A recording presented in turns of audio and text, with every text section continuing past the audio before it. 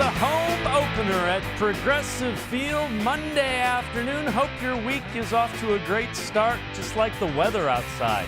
Baseball weather in left field of Progressive Field as we get ready for the Indians' home opener. They will be taking on the Kansas City Royals in just a few minutes. We will check in every so often down at the corner of Carnegie and Ontario, Progressive Field, but we're going to talk Browns football with Jeff Risdon a little bit later in the show. Sam Amico from 48minutes.com will join us to talk Cavs basketball. We'll also get a little bit of a look at that national championship game that's going on tonight, Gonzaga and Baylor. But we start with the Browns, and let's welcome in BrownsWire.com's Jeff Risdon. Jeff, appreciate the time. Let's talk about this power poll. USA Today power poll. Browns continue to be a top 10 team. That's a good sign. You could make the case they could even be a little higher than 7th, I think. What are your thoughts just with the power poll here? Yeah, first off, I'm happy that they lingered in the top 10. This is sort of the first update since free agency has kicked in, where players have gained, teams have gained players, they've lost players. And the Browns are holding steady, and that's a good sign. They didn't lose anybody of critical importance, and they added some pieces that certainly help. I actually would have liked to see them move up a little bit because right above them at number 6 is the Baltimore Ravens. And I personally think that the Ravens lost a little bit, losing Matt Judon. I know they signed Kevin Zeitler to help fix their offensive line, but I think the Browns have had a better offseason than the Ravens have, and I would have liked to have seen them creep up just a little bit on that. But it's a very good sign. It shows that what – the general consensus is that the Browns were not a fluke last year. What they did is sustainable. It wasn't something that's going to be a fly-by-night, one and done. They're built to last. They're built to get better as the long term goes on here. And I think that's the indication that you need to take from being 7.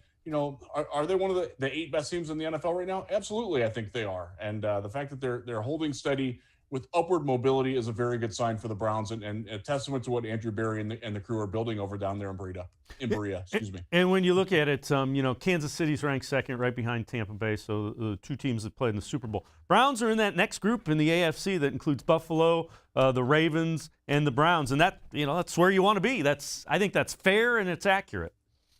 Yeah, it is, and those are the teams that they're fighting with to catch up to Kansas City. The Chiefs have proven they've been in the last 2 Super Bowls. You got to take your hat off to them.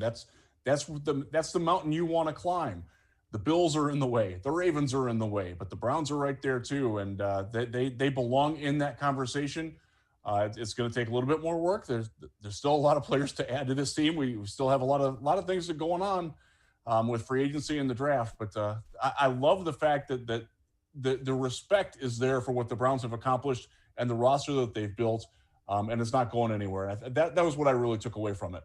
Let's look at some of the available free agents. So one of the ways you can improve is improve that free agency. Who are some of the guys that you're keeping an eye on that are still out there that might be on the Browns' radar? So the number 1 name that's on my lips is Melvin Ingram, the former Chargers pass rusher. He's a great fit in the old Olivier Vernon spot. Yes, they signed Takk McKinley. I see Takk McKinley personally as the replacement for Adrian Claiborne, not necessarily the replacement for Olivier Vernon. They got to get that guy in. If they want a veteran to come in who can get sacks, who can stand up and rush the passer from the outside, can drop and play screen passes, drop into little intermediate zone coverage if they ask him to, Melvin Ingram is the guy to do that. He's been a very consistent player.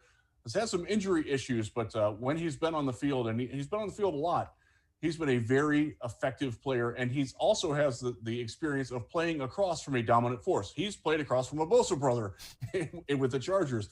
Playing across from Myles Garrett isn't going to faze him. He understands how to play off of greatness. I think that's an underappreciated attribute for a guy that's going to be in the position whoever winds up in that spot will be in, because it takes something to not be the man. You're gonna be playing off the man, and that's a different role. He's done that very, very well throughout his career, and I think that would translate very well to Cleveland. Another guy on your list, Devonte Campbell. What do you like about him? What can you tell us about Campbell?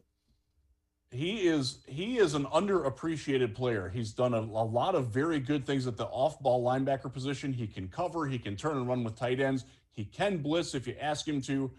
Kind of a yeoman, doesn't get a lot of credit for what he does. He sort of plays the role that Christian Kirksey did for the Browns back when Kirko was still going strong.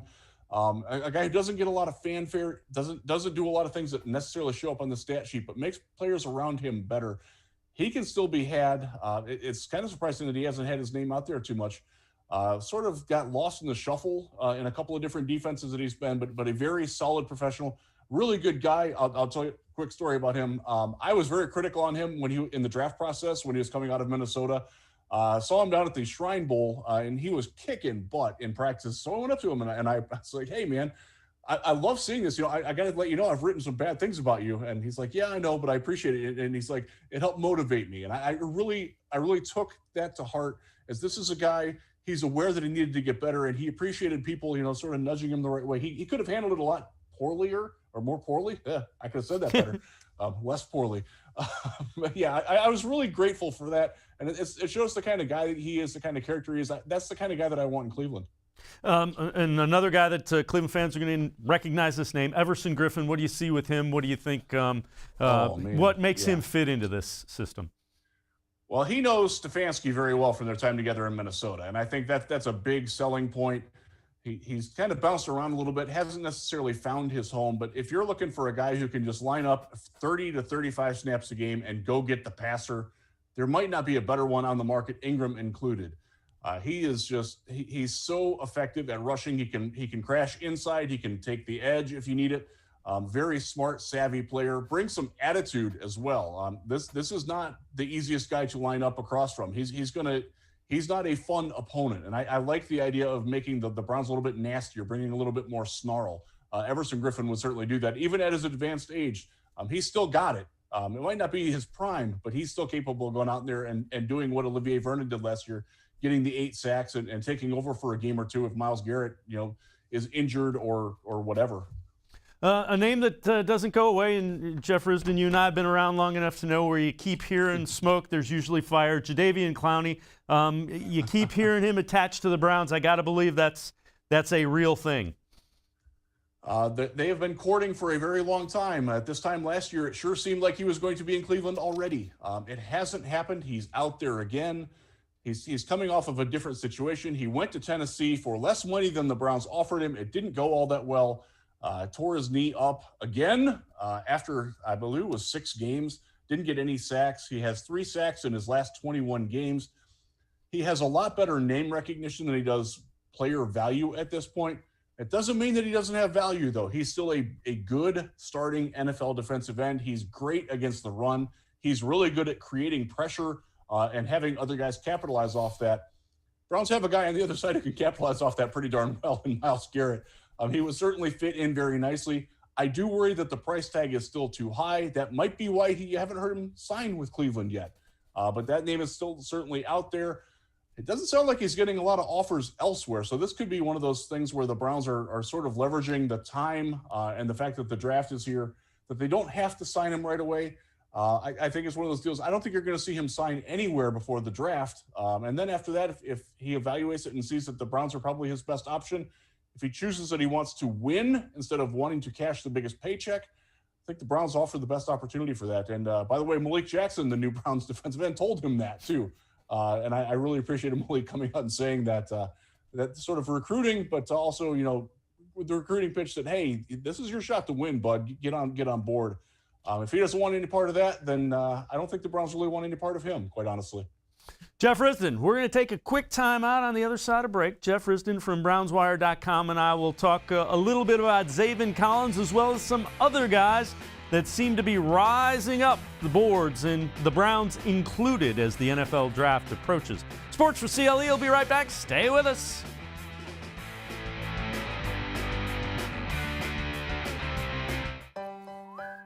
Life is starting to get back on track, and you can too. If you or your family have experienced financial hardship as a result of COVID-19, Tri-C can help with full tuition assistance. Safely get the in-demand degree or training you need with online and on-campus classes. Go to tric-edu to check out our programs and resources. So, what are you waiting for? Register now for summer classes. Tri-C is where futures begin. When it comes to selling you a mattress, most retailers are handing you a line. A long line of extra steps that drive up costs and create confusion. At the Original Mattress Factory, we simplify the mattress shopping experience by building mattresses and box springs in our own local factories and selling them direct to you. It's short, sweet, and simply makes sense. So experience more than just the mattress store. Experience an original, the Original Mattress Factory. Well, hello everyone. Let me tell you a little bit about Browns Football Insider. For only $3.99 a month, you can get texts sent right to your phone each day from me, Dan Lobby, Scott Pasco, and Ellis Williams. In addition to that, you'll receive a Football Insider newsletter every day with special things from us, things that you won't see anywhere else on the site. You'll get breaking news, analysis, features, film breakdown, and things like that. Texting us directly gives you a great chance to cut through the clutter of Facebook, Twitter, other social media, and avoid the trolls. Also, it's the only way to get your questions on the Orange and Brown Talk podcast. So why should you sign up? Try a 14-day free trial. You can cancel at any time. All it takes is one text, but you won't want to cancel. We have hundreds of subscribers join us over the last year. They love it and have stayed with us. We're seeing the Football Insider community grow every week. And it's only $3.99 a month, which is less than 14 cents a day. What I like most about Football Insider is the opportunity to connect with you one-on-one and really communicate with you. So how can you become a Football Insider? You can click on cleveland.com/Browns, the blue banner at the top of the page. Or easier yet, text me at 216-208-3965. Again, that's 216-208-3965.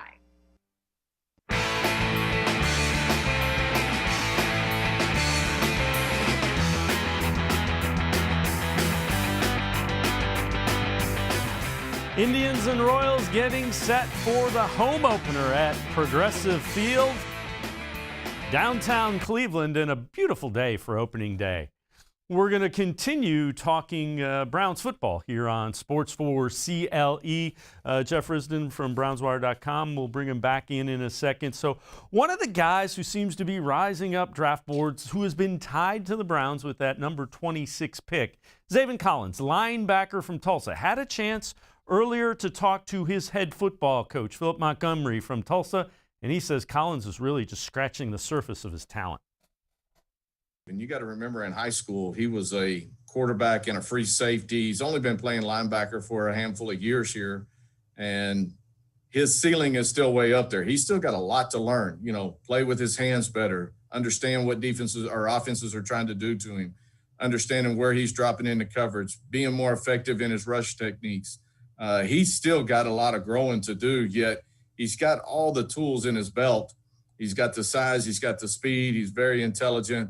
And he's going to take care of his business on and off the field. So, to me, he's a guy that you bring into your locker room, and he makes everybody around him better. Let's welcome Jeff Risdon of BrownsWire.com back into the show. And, Jeff, when you hear, obviously, Coach is going to say good things about him, but you look at a guy like Collins and that versatility where he can drop, he can be used as an edge rusher. It seems to be something Andrew Berry likes. Oh man, there's just so much to like about what Zaven Collins brings to the table. He can do a little bit of everything, and one of the things that you get when you have a player that hasn't played there in his whole life, he doesn't have the bad habits. He never learned the lazy things from being the best player in middle school as a linebacker. Now, this was a guy who was playing quarterback back then. He's learning the way that they wanted him to be taught. And I think that that sort of flattens the learning curve for him, honestly, the fact that he came to that position so late. He's a really, really good prospect. He's an exciting guy. He is the most mocked player, most projected player to the Browns at number 26. And it's easy to see why, because he can play that Olivier Vernon role if you ask him to. He can also play the old Joe Schobert role if you want him to, or the B.J. Goodson role from last year. If they're looking for somebody to do that, if you can get all those things in one package, my goodness. And the way he worked out at his pro day, there's very little doubt that he can handle the athleticism jump from Tulsa and the conference they were in to playing in the NFL. He is a legit NFL starter right away. and his ceiling is very, very high. It could be higher than some of the linebackers and pass rushers who wind up getting taken before him. So let's talk a little bit more about some of the guys that you think have been late risers that might be on the Browns' radar. Jalyn Phillips, another guy, edge rusher from Miami. That's another guy that has been impressive. Oh, yeah. He had a phenomenal workout. This is a guy, he left UCLA after a couple of good seasons there, had some questions about his health. He technically medically retired for concussion issues. But since he got to Miami, he's done nothing but stay on the field, stay healthy. He hasn't missed a practice, according to his coaches there. That's a very good sign. This is a very talented, long, diversely skilled edge rusher. Very, very talented player that certainly needs to be in the conversation at 26. Obviously, the medical situation is something that Andrew Berry and the Browns doctors are going to have to look at and make sure that they're comfortable with. But the guy that was at Miami is a first-round talent, no question about it. And I think more and more people are starting to see him in that light.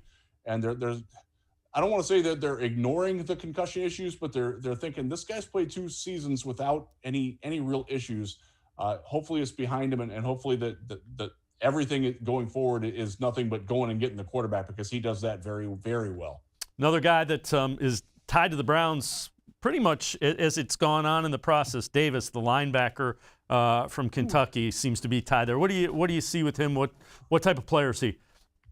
Oh man, his ability and what he did in 2020 on film. He has every bit as good a film at 2020 at Kentucky as what Micah Parsons, who's going to go in the top 10, top 15, did at Penn State in 2019.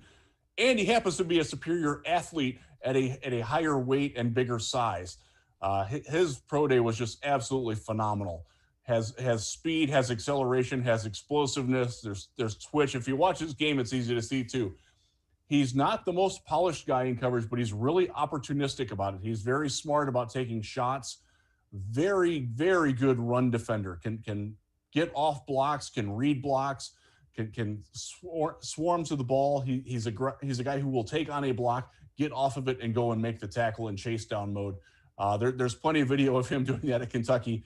There's a little bit of concern that he only did it for 1 year, sort of an athletic late bloomer, but my goodness, he blossomed into something that was absolutely beautiful to watch for the Wildcats, and he would be very nice in Cleveland. This is a guy that was generally projected as a 3rd or 4th round player. Now you're seeing him off the board by the time the Browns even pick at 26. So it's hard to gauge exactly where Jalyn Davis is yet, but no doubt he's one of the big winners of this offseason. And last guy we'll talk about, an offensive tackle, Spencer Brown from Northern Iowa. What do you see with him? Oh, boy. He's easy to see because he's 6'8" and 320 pounds. Very long arms. I think they're 36 and change. Looks like a power forward in basketball, and kind of plays the position that way. He uses his hips. He uses his length very well to box out, to keep defenders from getting around the outside. He's a long trip around the edge. He's been working with former Bengals star. Nothing but appreciation for Andrew Whitworth. I know we're Cleveland, but you got to tip your hat when the other guys have somebody that's really good. Andrew Whitworth was one of the best for a long time in Cincinnati. He's personally working with him and teaching him how to be a tall guy to block. This is a guy you want to watch. He's probably still in the 3rd, 4th round range. This is a guy who's going to be starting in the NFL before too long if he puts it all together. And he's got a great teacher, has a lot of great physical skills, incredible athlete for being 6'8".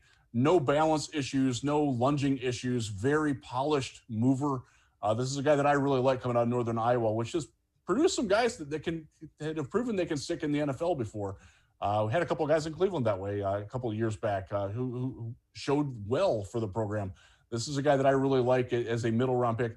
Browns don't necessarily need offensive tackle help, certainly not right away anyways, but if they're looking for a guy to stash for a year and he's there, wouldn't hurt to add more talent there, that's for sure. Yeah, without question. Never have enough offensive linemen. So Jeff Risdon and I are going to take a quick time out. On the other side of the break, we'll get Jeff's thoughts on a pro football focus mock draft. They have the Browns going defense a couple of places. We'll talk about that. Also, a trade in the NFL involving a starting quarterback, former #1 draft pick, 1st round draft pick. Sports4CLE will be right back. Stay with us.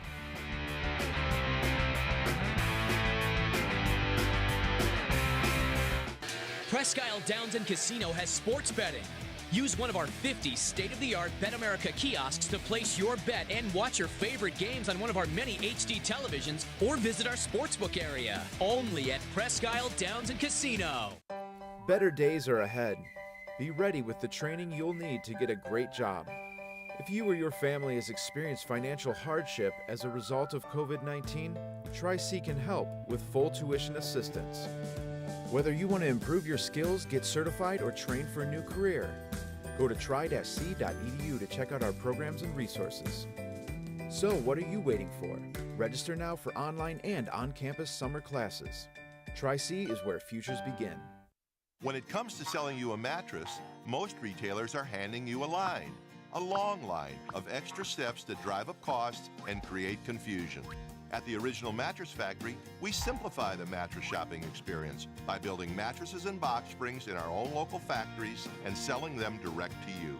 It's short, sweet, and simply makes sense. So experience more than just the mattress store. Experience an original, the Original Mattress Factory. Do you like Ohio State football? Would you like to get information from me, Doug Lesmerises, about Ohio State football without having to look at my face? We have got the plan for you. Become an Ohio State text subscriber through cleveland.com. You send a text, 614-350-3315. What do you get? 2, 3, 4 texts right in your phone every day about Ohio State football. Inside information, polls, voting, all kinds of things. You can be on our podcast. We take text subscriber questions on our Buckeye Talk podcast every week. If you really want to be involved with Ohio State football, in season or out of season, become an Ohio State text subscriber from cleveland.com. Send a text to 614-350-3315. 14-day free trial. What do you have to lose? $3.99 a month after that. 614-350-3315. I'll see you in your phone.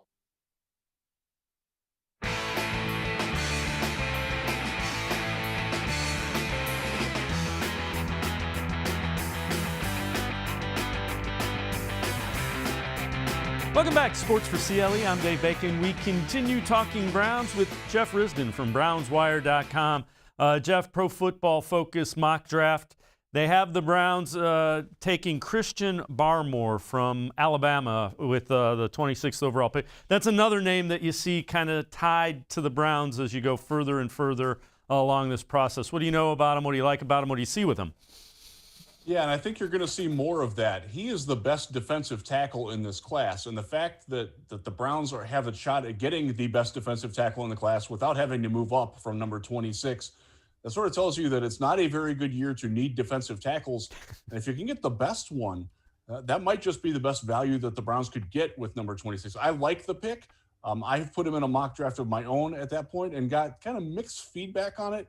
He is not a pass rusher, and I think that scares a lot of people. This is a guy who's going to get he's going to stumble into 2 or 3 sacks, but he's not ever going to be a guy that's going to, scare quarterbacks. He's certainly not going to run down Lamar Jackson or anything like that.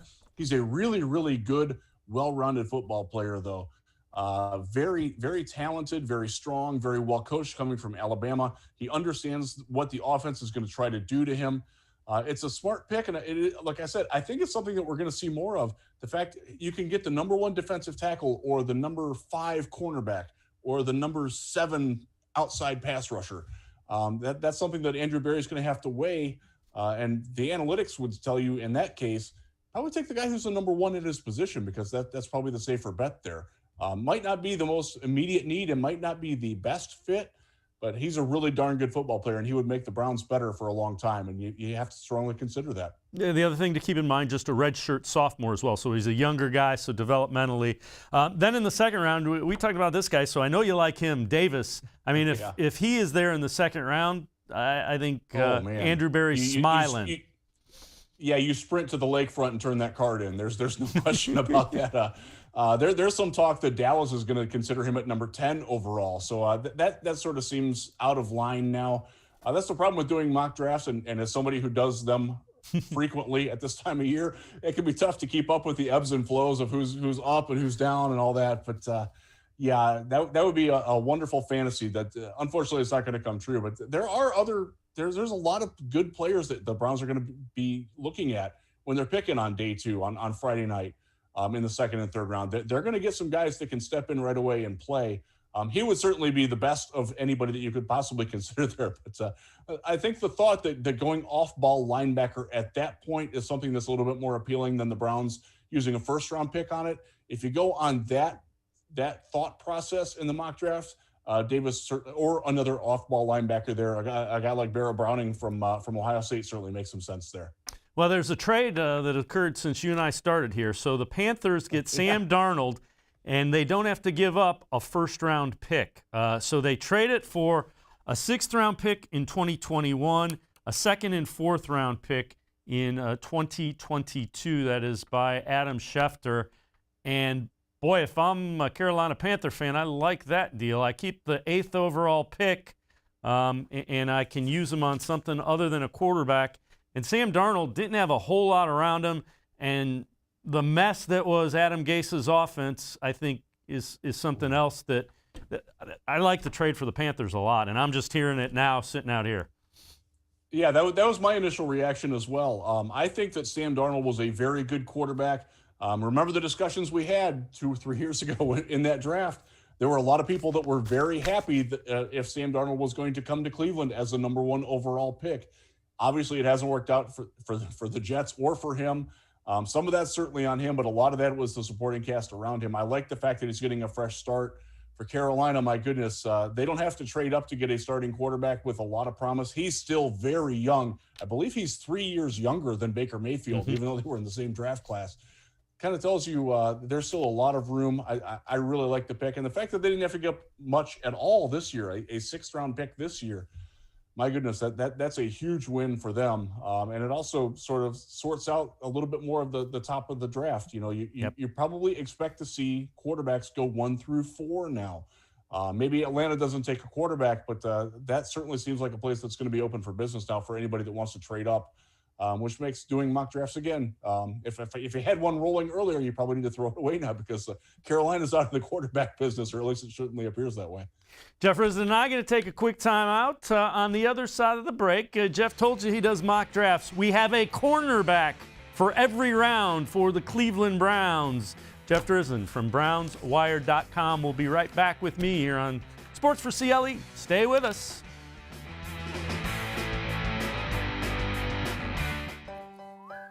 Life is starting to get back on track, and you can too. If you or your family have experienced financial hardship as a result of COVID-19, Tri-C can help with full tuition assistance. Safely get the in-demand degree or training you need with online and on-campus classes. Go to tric-edu to check out our programs and resources. So, what are you waiting for? Register now for summer classes. Tri-C is where futures begin. When it comes to selling you a mattress, most retailers are handing you a line. A long line of extra steps that drive up costs and create confusion. At the Original Mattress Factory, we simplify the mattress shopping experience by building mattresses and box springs in our own local factories and selling them direct to you. It's short, sweet, and simply makes sense. So experience more than just the mattress store. Experience an original, the Original Mattress Factory. Well, hello everyone. Let me tell you a little bit about Browns Football Insider. For only $3.99 a month, you can get texts sent right to your phone each day from me, Dan Lobby, Scott Pasco, and Ellis Williams. In addition to that, you'll receive a Football Insider newsletter every day with special things from us, things that you won't see anywhere else on the site. You'll get breaking news, analysis, features, film breakdown, and things like that. Texting us directly gives you a great chance to cut through the clutter of Facebook, Twitter, other social media, and avoid the trolls. Also, it's the only way to get your questions on the Orange and Brown Talk podcast. So why should you sign up? Try a 14-day free trial. You can cancel at any time. All it takes is one text, but you won't want to cancel. We have hundreds of subscribers join us over the last year. They love it and have stayed with us. We're seeing the Football Insider community grow every week. And it's only $3.99 a month, which is less than 14 cents a day. What I like most about Football Insider is the opportunity to connect with you one-on-one and really communicate with you. So how can you become a Football Insider? you can click on cleveland.com/Browns, the blue banner at the top of the page. Or easier yet, text me at 216-208-3965. Again, that's 216-208-3965.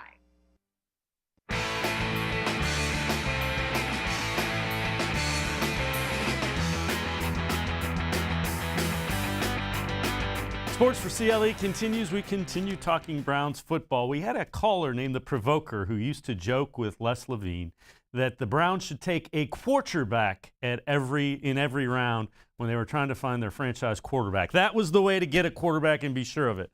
Jeff Risdon from BrownsWire.com has mocked a cornerback to the Browns in every round. And I get the idea, Jeff. It's the Browns are going to take some cornerbacks. These are some guys to listen out for. First round, Greg Newsome. Tell me what you like about him from Northwestern. Really, really smart player. Probably the most instinctive player in terms of coverage in both man and zone of any corner in this draft. Very good athlete, tested better than expected, but shows on the field also that he's a very good athlete, very smart player. The big knock on him is that he doesn't make a lot of plays. So he only had one interception in 3 seasons. And he also missed some time. He missed at least 3 games in each of his 3 years. That's one of the reasons why this is a top 15 caliber talent who would be available for the Browns at number 26. There are some questions there, but if he stays on the field, he would be a home run pick. This is a very, very good, smart, NFL-ready football player coming out of a Northwestern program where Pat Fitzgerald coached him up the right way. Has that Midwest mindset to him that would play very well in Cleveland. Really, really like the player a lot. Let's talk a little bit about the guy in the second round, Asante Samuel Jr. Football fans will recognize the name, the son of the Asante Samuel cornerback in the NFL. Yeah, and isn't it crazy how recently it seemed that Asante Samuel Sr. was playing? It makes me feel a little crazy that his son is a draft pick. He's the exact same size as his father. And if you remember his dad, he played outside even though he was small. He made it work in the NFL, especially in his Patriots heyday, was a really, really good playmaker. His son is a little bit different. He's not necessarily the ball hawk that the old man was, but he can definitely get at it. Very good in his route recognition, very good at playing in zone, coordinating with the safeties and the other cornerbacks in transition zones, things like that. A guy that just doesn't get beat a lot. He also just doesn't make a lot of plays, though, and there's some question about his frame, if it will hold up playing outside or if he needs to come into the slot. And when you take him into the slot, he's not necessarily the quickest or twitchiest athlete. He probably gets inflated a little bit because of who his dad was. It doesn't mean that he's not a good football player. But the second round might be a little rich for me. But if the Browns want him, that's where they're going to have to get him. And he's certainly a guy with a high talent floor. And if you're looking for somebody that isn't going to bust at all, he's a good bet for that. Give me one or two of the other guys remaining to keep a listen out for, and what you like about them. Yeah, and the concept here is to give you an idea of what sort of talent level is available at each spot in the draft. If you're not taking a corner in the first round, okay, if I wait till the second, if I wait till the fourth, what am I going to get? And we're doing this with all the different positions. We have pass rushers coming tomorrow. We have pretty much every position except quarterback and running back, because I don't think they're in the market for either of those. One of the guys that's on this list is Rodarius Williams. You might know the name Greedy. As his older brother. Yes, his older brother is being in the draft 2 years after Greedy was drafted. He played at Oklahoma State. Very similar build. Hasn't necessarily had the durability issues, but as a guy, he gets caught peeking in the backfield a lot. He's one of those guys, he either has to be looking at the receiver or at the quarterback. Hasn't necessarily figured out how to handle both of those at the same time. But there's some coachable upside with him. You know that he'll fit in with his brother in Cleveland, so that's certainly a guy to look at. He's a 5th round pick. I believe I put him in the 5th or the 6th. Sixth, yeah. One of the guys that I really like is Cam Bynum out of California. Natural slot corner, really smart, physical football player. Plays with intensity, plays with passion. Very good open field tackler. That's an underrated attribute for a slot corner. This is a guy who can step in right away into that Kevin Johnson role. I know Troy Hill is there. Hill's very good in the slot. He can also play outside. You can sort of mix and match with those guys. That's a guy, honestly, that would probably be my favorite pick of taking a cornerback and not getting one in the first round, would be settling on a guy like Bynum in the 4th if he's still there. And the based on his testing and based on the way that the board looks, there's a fair chance that he'll be there. So that's the one that I would circle right there. Jeff Risdon, BrownsWire.com. As always, appreciate the time and insight. Great stuff, Jeff. Appreciate it. Thanks very much. We're going to step aside, take a quick time out, and shift gears. On the other side of the break, we're talking Cavs basketball with Sam Amico from 48minutes.com. Sports for CLE. You'll be right back. Stay with us. Presque Isle Downs and Casino has sports betting. Use one of our 50 state-of-the-art Bet America kiosks to place your bet and watch your favorite games on one of our many HD televisions or visit our sportsbook area. Only at Presque Isle Downs and Casino. Better days are ahead. Be ready with the training you'll need to get a great job. If you or your family has experienced financial hardship as a result of COVID-19, Tri-C can help with full tuition assistance. Whether you want to improve your skills, get certified, or train for a new career, go to tri-c.edu to check out our programs and resources. So what are you waiting for? Register now for online and on-campus summer classes. Tri-C is where futures begin. When it comes to selling you a mattress, most retailers are handing you a long line of extra steps that drive up costs and create confusion. At the Original Mattress Factory, we simplify the mattress shopping experience by building mattresses and box springs in our own local factories and selling them direct to you. It's short, sweet, and simply makes sense. So experience more than just a mattress store. Experience an original, the Original Mattress Factory. Do you like Ohio State football? Would you like to get information from me, Doug Lesmerises, about Ohio State football without having to look at my face? We have got the plan for you. Become an Ohio State text subscriber through cleveland.com. You send a text, 614-350-3315. What do you get? 2, 3, 4 texts right in your phone every day about Ohio State football. Inside information, polls, voting, all kinds of things. You can be on our podcast. We take text subscriber questions on our Buckeye Talk podcast every week. If you really want to be involved with Ohio State football, in season or out of season, become an Ohio State text subscriber from cleveland.com. Send a text to 614-350-3315. 14-day free trial. What do you have to lose? $3.99 a month after that. 614-350-3315. I'll see you in your phone.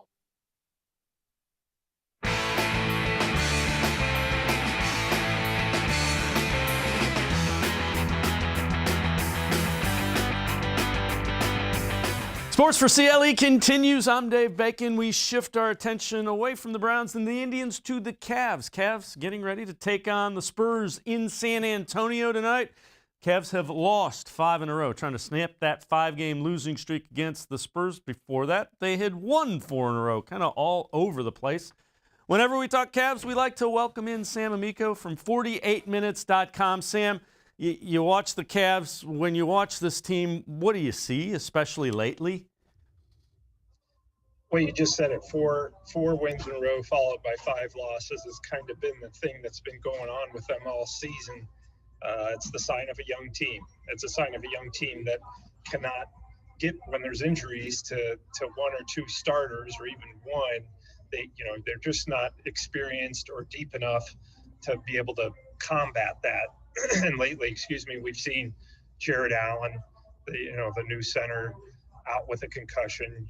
You lost Andre Drummond in a buyout, and Larry Nance Jr. has been in and out of the lineup. Kevin Love's just coming back. So when you factor in all that stuff with a younger team, or at least a team with a younger core, you're going to have a very up and down type of deal and very little consistency. So, all those things together are part of the issue.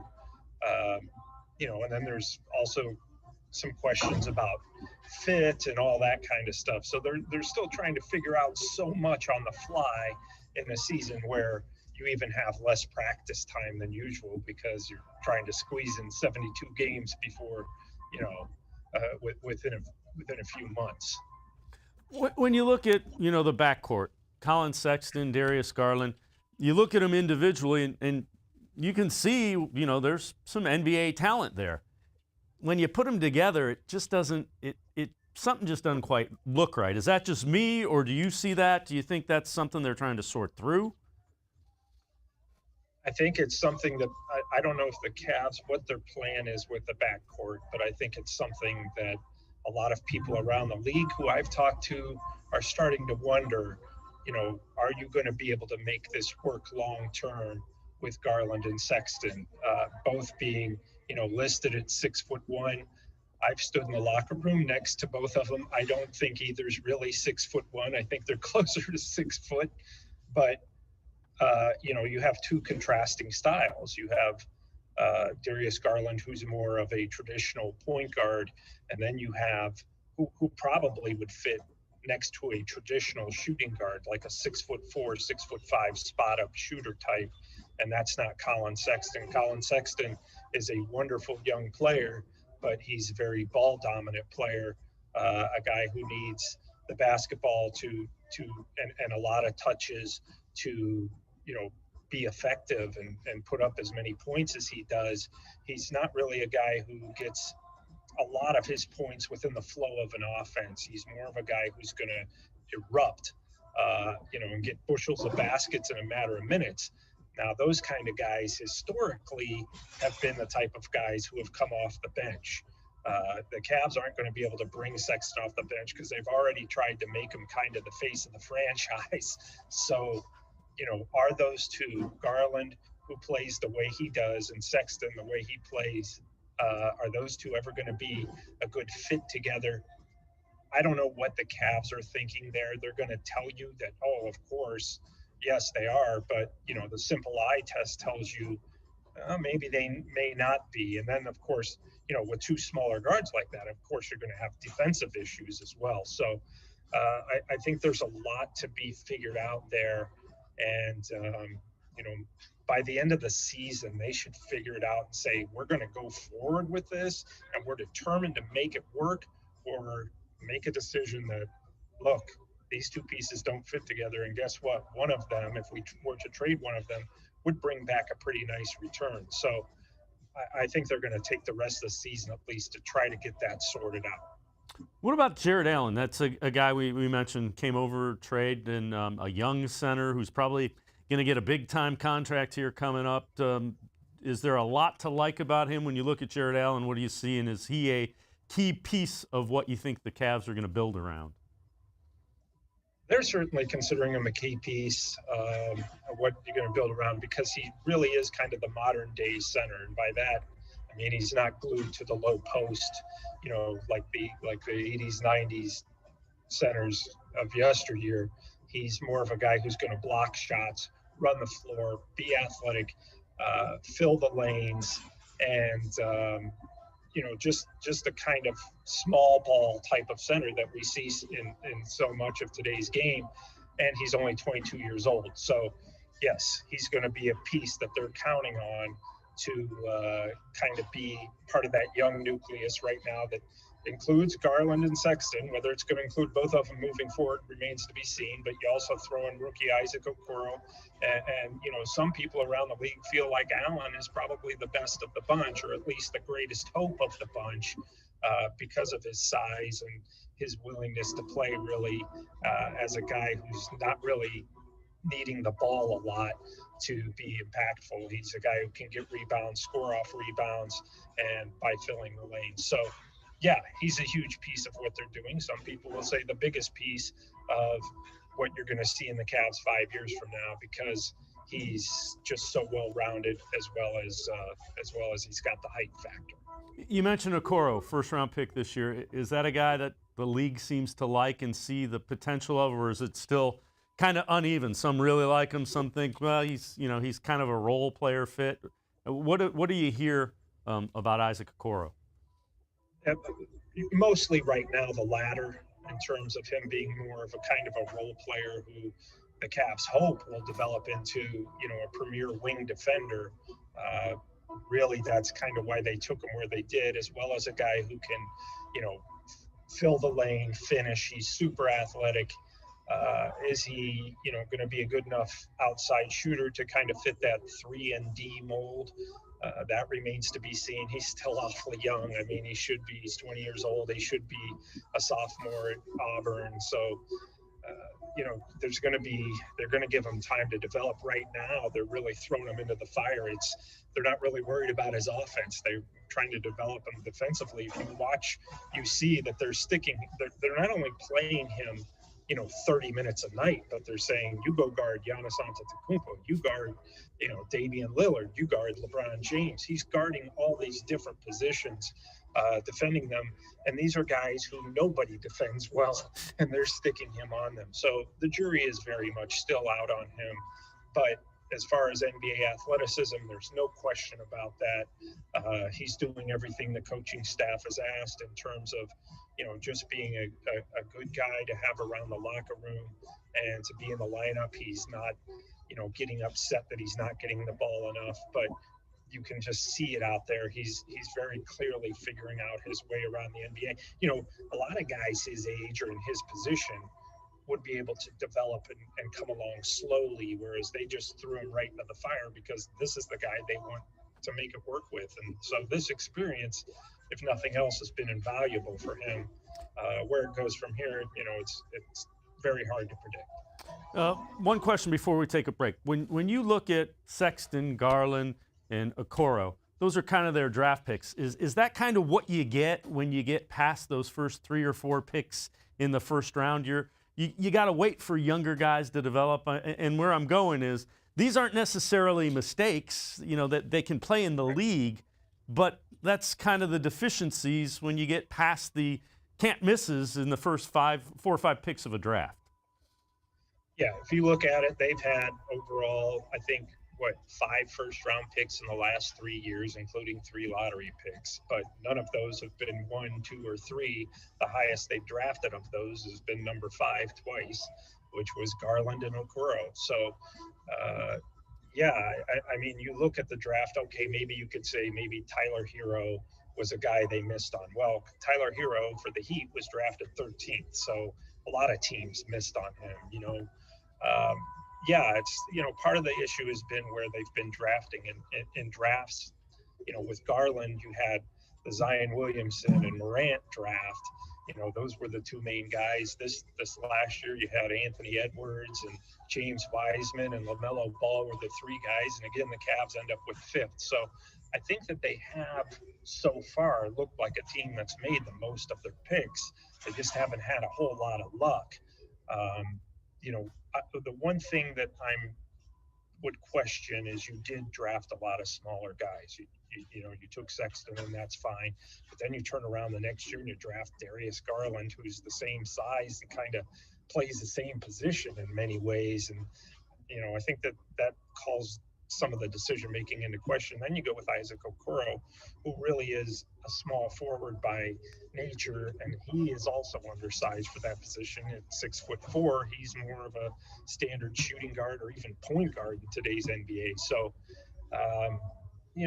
I think there are question marks surrounding some of those decisions, but at the same time, if you feel like we took the best player available, regardless of size or position, then I think they're doing okay. I don't think that there's any picks that you look at and say, wow, that was a terrible pick. I think most of them you look at, okay, that pick makes sense where it was, but how far can we go with these picks that we've made over the last 3 years?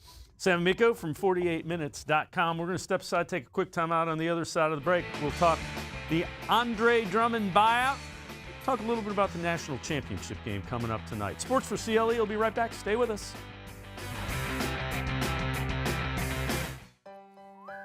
Life is starting to get back on track, and you can too. If you or your family have experienced financial hardship as a result of COVID-19, Tri-C can help with full tuition assistance. Safely get the in-demand degree or training you need with online and on-campus classes. Go to tric-edu to check out our programs and resources. So, what are you waiting for? Register now for summer classes. Tri-C is where futures begin. When it comes to selling you a mattress, most retailers are handing you a long line of extra steps that drive up costs and create confusion. At the Original Mattress Factory, we simplify the mattress shopping experience by building mattresses and box springs in our own local factories and selling them direct to you. It's short, sweet, and simply makes sense. So experience more than just the mattress store. Experience an original, the Original Mattress Factory. Well, hello everyone. Let me tell you a little bit about Browns Football Insider. For only $3.99 a month, you can get texts sent right to your phone each day from me, Dan Lobby, Scott Pasco, and Ellis Williams. In addition to that, you'll receive a Football Insider newsletter every day with special things from us, things that you won't see anywhere else on the site. You'll get breaking news, analysis, features, film breakdown, and things like that. Texting us directly gives you a great chance to cut through the clutter of Facebook, Twitter, other social media, and avoid the trolls. Also, it's the only way to get your questions on the Orange and Brown Talk podcast. So why should you sign up? Try a 14-day free trial. You can cancel at any time. All it takes is one text, but you won't want to cancel. We have hundreds of subscribers join us over the last year. They love it and have stayed with us. We're seeing the Football Insider community grow every week, and it's only $3.99 a month, which is less than 14 cents a day. What I like most about Football Insider is the opportunity to connect with you one-on-one and really communicate with you. So how can you become a Football Insider? You can click on cleveland.com/Browns, the blue banner at the top of the page. Or easier yet, text me at 216-208-3965. Again, that's 216-208-3965.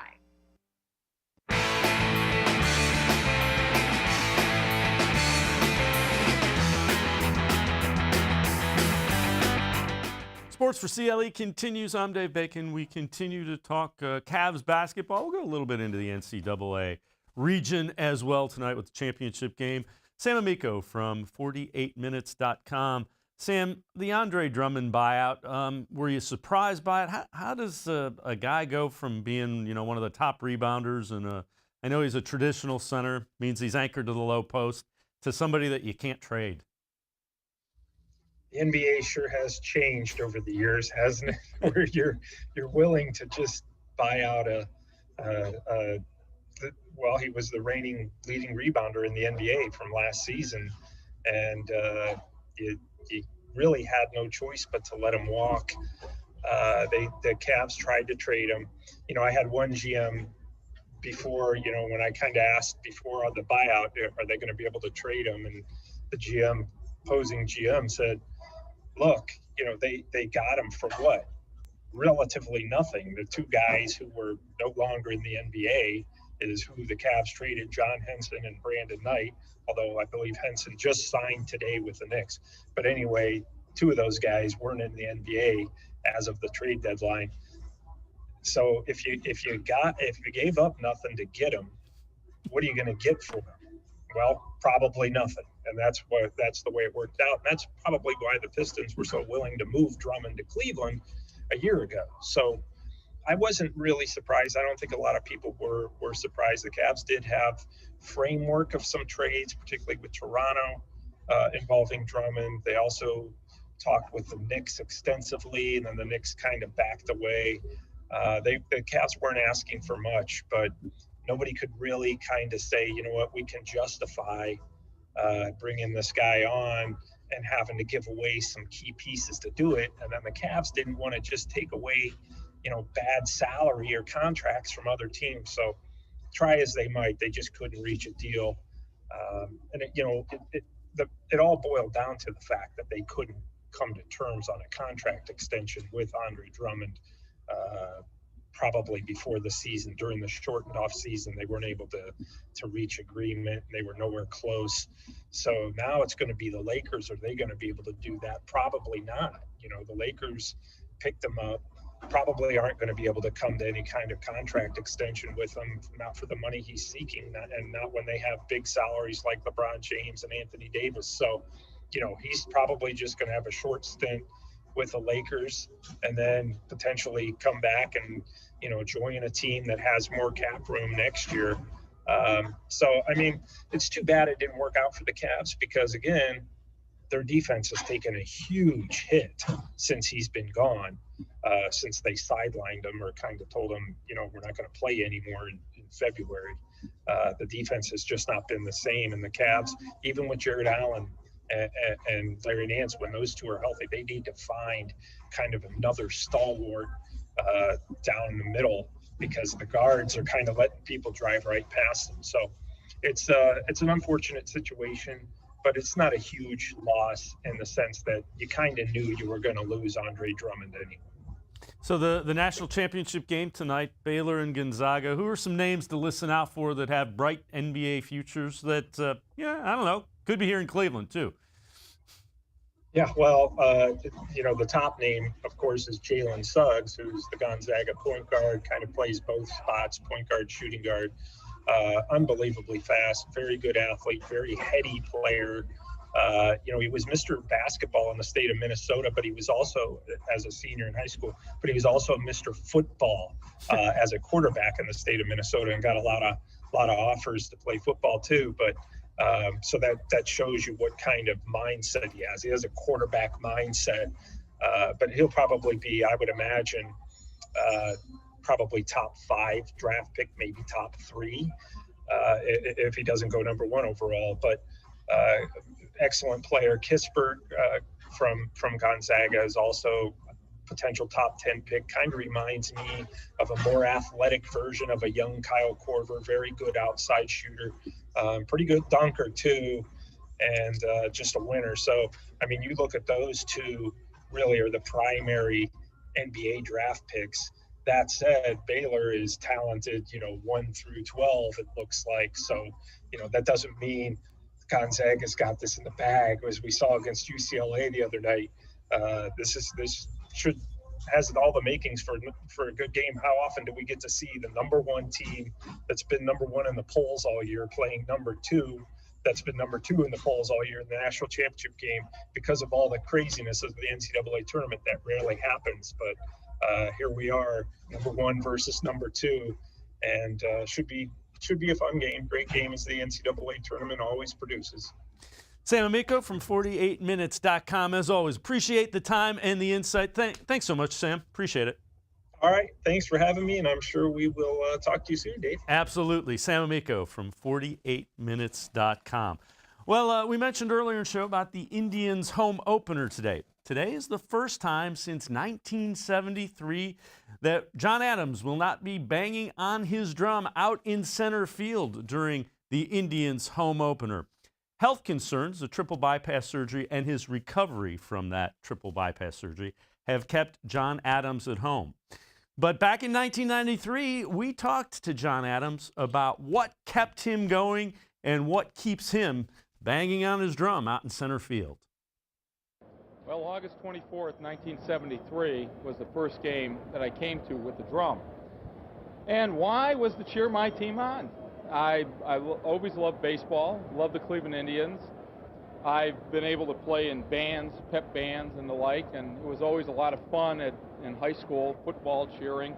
And I thought baseball really didn't have anything like that, like football, basketball. Everybody else had something going for it. In baseball, there really wasn't anything at all. And I thought it would be a novel idea and maybe some fun and maybe spur the team on. And it just took off from there. The fans loved it, and the rest is history. 20 years later, I'm here. What happened with all this is I came out with it, and I thought, well, I usually came to about 20 games a year, and I thought, well, that's when I'll bring the drum. And it really went over nice. People enjoyed it. So the front office at that time was Ted Bonda was running it, and Jackie York was head of promotions for the Cleveland Indians at that time. She came out and said, we really like what you're doing. How would you like to come to all the games? And I said, no, definitely not. I will not do that. And from that time on, I've come to all the games. It's just, I don't want this to be an obligation or a job, because I come here for the sheer enjoyment of watching baseball and to support my team. And I like keeping it that way.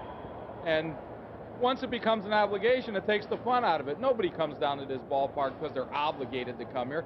They come down here because they want to be here. And I guess that's sort of my psyche was going on there. And I really did not want to feel an obligation. So this has always been fun. And I've always been one of the fans.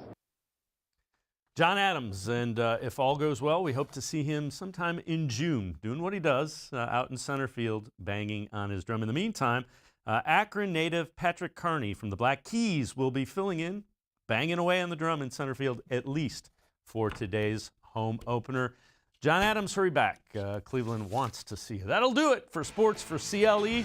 We will see you again tomorrow, right here, 4 o'clock.